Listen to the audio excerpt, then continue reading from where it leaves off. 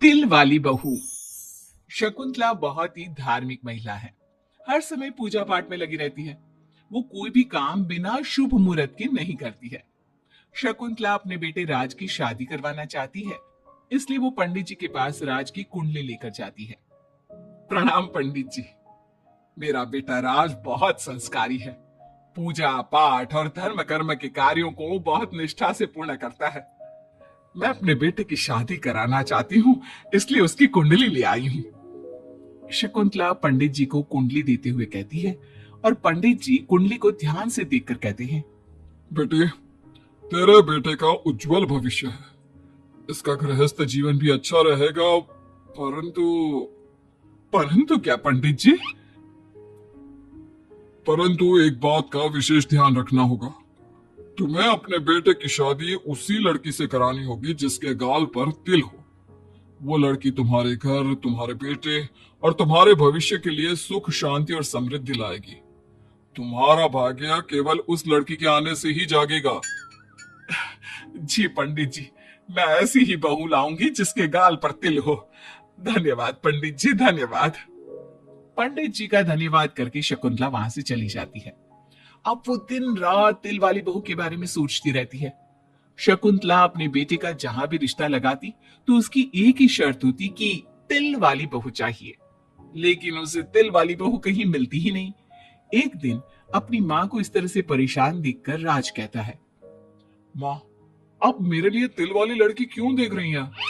अरे क्योंकि पंडित जी ने बोला है, वो तुम्हारे और इस घर के लिए भाग्यशाली साबित होगी। माँ, मैं एक लड़की से प्यार करता हूँ। आप मेरी शादी उस लड़की से करा दो ना। उसके गाल पर तिल होगा तभी मैं तुम्हारी शादी उससे कराऊंगी, नहीं तो भूल जाओ उस लड़की को। माँ की बात सुनकर राज को लगा कि माँ उसकी शादी कभी होने ही नहीं देगी, इसलिए उसने बिना कुछ सोचे समझे बोल दिया, अब माँ है ना, उसके गाल पर तिल है। सच में माँ, बहुत प्यारा तिल है। तू सच कह रहा है बेटा? अरे तो तूने मुझे पहले क्यों नहीं बताया? जल्दी से मुझे उस लड़की से मिलवा दे। ठीक है माँ, मैं बात करता हूँ उससे। अगले दिन राज रोशनी के पास पहुंचा और उसे सारी बात बताई। रोशनी ने सारी बात जानने के बाद कहा, राज, तुमने माँ से झूठ क्यों बोला? मेरे गाल पर कोई तिल नहीं है। अरे मेरे पास कोई और रास्ता नहीं था रोशनी। उस समय मुझे जो ठीक लगा मैंने किया। अगर मैं ऐसा नहीं बोलता तो माँ मेरी शादी किसी तिल वाली लड़की से करा देती। माँ से इसे झूठ बोलना ठीक नहीं है। माँ को कोई तिल वाली लड़की मिलती ही नहीं, तो माँ अपने आप तुम्हारी शादी मुझसे कराने के लिए तैयार हो जाती। अरे तुम्हें पता नहीं, पंडित जी के मुख से निकली बात मेरी माँ के लिए पत्थर की लकीर है। वो आकाश पाताल एक कर देंगी, लेकिन तिल वाली लड़की ढूंढ कर ही रहेंगी। जो भी हो राज, लेकिन माँ को जब कभी सच्चाई का पता चलेगा तो उन्हें बहुत दुख होगा। और मेरे गाल पर तो तिल है ही नहीं, अब मैं माँ से कैसे मिलूंगी? तुम अपने गाल पर काजल से एक तिल बना लो ना, बाकी मैं संभाल लूंगा। अगले दिन रोशनी ने ऐसा ही किया। उसने काजल से गाल पर एक तिल बना लिया। इसके बाद राज ने रोशनी को अपनी माँ से मिलवाया, और जब शकुंतला ने रोशनी को ध्यान से देखा तो उसके गाल का तिल देखकर बहुत खुश हो गई और दोनों का रिश्ता पक्का कर दिया। कुछ ही दिनों में शकुंतला ने राज और रोशनी की शादी बहुत धूमधाम से करा दी। बहू, राज, जल्दी बाहर आओ, एक खुशखबरी है। रोशनी और राज बाहर आते हैं। राज, देखा, मेरी बहू के भाग्य से घर में खुशी आने लगी। जिस जमीन का केस हम पिछले 10 साल से लड़ रहे थे ना, वो केस अब खत्म हो गया है। अभी अभी वकील साहब का फोन आया है, वो केस हम जीत गए हैं। माँ, ये तो बहुत अच्छी खबर है। ये सब आपकी मेहनत का फल है। आपने इस कोर्ट केस के चक्कर में बहुत मेहनत की है। अरे नहीं बेटा, ये तो मेरी तिल वाली बहू के भाग्य से हो रहा है। पंडित जी ने बिल्कुल सही कहा था। शकुंतला रोशनी को बहुत प्यार करती है, लेकिन रोशनी के मन में दुख होता है। वो सोचती है, माँ मेरे झूठ को सच समझ रही है। अगर माँ को ये पता चल गया कि ये तिल नहीं काजल है तो उन्हें कितना दुख होगा। मैं आज ही राज से बात करूंगी कि वो माँ को सारी सच्चाई बता दे। शाम को राज घर आता है तो रोशनी राज से कहती है, राज, हमें माँ को सारी सच्चाई बता देनी चाहिए। घर में कुछ भी अच्छा होता है तो माँ को लगता है कि सब मेरे गाल के तिल की वजह से हो रहा है। तुम्हारे गाल की तिल की वजह से कुछ नहीं हो रहा, लेकिन हाँ, तुम्हारी वजह से हो रहा है।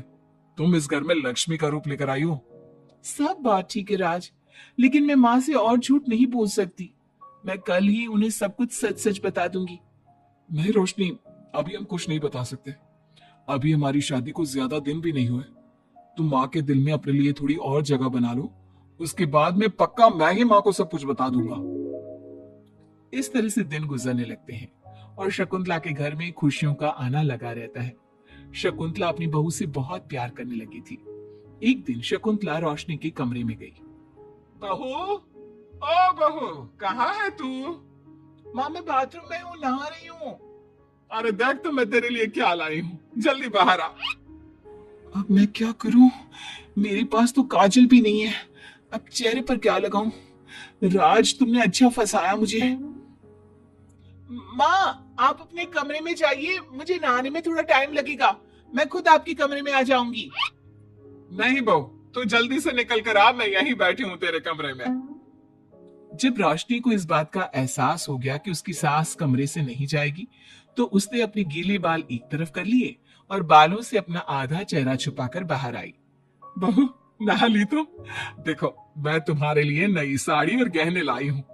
आज शाम को बहुत मेहमान आ रहे हैं, मैं तुम्हें सबसे मिलवाऊंगी। मेहमान किस लिए आ रहे हैं माँ? अरे तुम्हें राज ने बताया नहीं बहू? हमारी कंपनी इस साल नंबर 1 की पोजीशन पर पहुंच गई है और ये सब तेरी वजह से हुआ है। चलो मैं चलती हूँ, मुझे शाम की बहुत सारी तैयारी भी तो करनी है। जब शकुंतला रोशनी के कमरे से चली गई, तब उसकी जान में जान आई। शाम को पार्टी में बहुत बड़े बड़े लोग आए थे। शकुंतला ने अपनी बहू को सबसे मिलवाया और उसकी खूब तारीफ की। पार्टी में सब लोग शकुंतला के सक्सेस का राज पूछ रहे थे, तो शकुंतला अपनी बहू और उसके दिल की तारीफ कर रही थी। एक दिन शकुंतला अपने बहू बेटी के साथ घूमने गई। आज हम घूमने आए हैं तो देखो मौसम भी कितना प्यारा हो गया है, लगता है बारिश आने वाली है। शकुंतला के इतना कहते ही जोरों की बारिश शुरू हो गई। रोशनी और राज कुछ सोच पाती इससे पहले ही रोशनी के गाल पर काजल का तिल बह गया और शकुंतला ने ये सब देख लिया। अब शकुंतला के गुस्से की कोई हद ना रही। तूने मुझसे झूठ बोला? तेरी इतनी हिम्मत? कल वही मैंने तुझे इतना प्यार किया, तुझे अपने बेटे से ज्यादा ममता दी और तूने मेरे साथ विश्वासघात किया। मैं तुझे कभी माफ नहीं करूंगी। माँ, इसमें रोशनी की कोई गलती नहीं है। मैंने ही कहा था इसे ऐसा करने के लिए। रोशनी ने कई बार आपको सच्चाई बताने की कोशिश की, लेकिन मैंने हर बार उसे रोक दिया। क्या तूने कहा था? क्यों किया तूने ऐसा? कितना बुरा दिन था वो जब मैंने तुम दोनों की शादी करवाई और तुझे शर्म नहीं आई अपनी माँ को धोखा देते हुए? तो माँ, मैं और क्या करता? अब तो पीछे ही पड़ गई थी तिल वाली बहू के। आपको कोई लड़की भी तो नहीं मिल रही थी और मैं रोशनी को बहुत प्यार करता हूँ, उसके बिना नहीं रह सकता। हाँ, तो अब इसी के पास रहे। मैं तुम दोनों की शक्ल नहीं देखना चाहती। ले जा इस झूठी और मनहूस लड़की को मेरे सामने से। माँ, कल तक तो रोशनी बहुत भाग्यवान थी, आज ये मनहूस हो गई। अपनी सोच बदलो माँ, चेहरे के ऊपर तिल होने से कुछ नहीं होता। आपने देखा नहीं, रोशनी के घर आते ही हमारे सारे काम पूरे हो गए। आज हमारी कंपनी नंबर 1 है। अब कब अंधविश्वास करना छोड़ोगी? बेटे की इतना समझाने पर माँ को समझ में आ जाता है कि वो गलती कर रही है। शकुंतला अपनी बहू बेटी को लेकर घर आ जाती है। अगले दिन शकुंतला रोशनी के गाल पर काजल से एक तिल बना देती है। राज और रोशनी शकुंतला को बहुत हैरानी से देखते हैं। तब वो कहती है, ऐसे क्या देख रहे हो तुम दोनों? ये तिल नहीं, काला टीका है, ताकि मेरी बहू को किसी की नजर ना लगे। शकुंतला की बात सुनकर सब हंसने लगते हैं।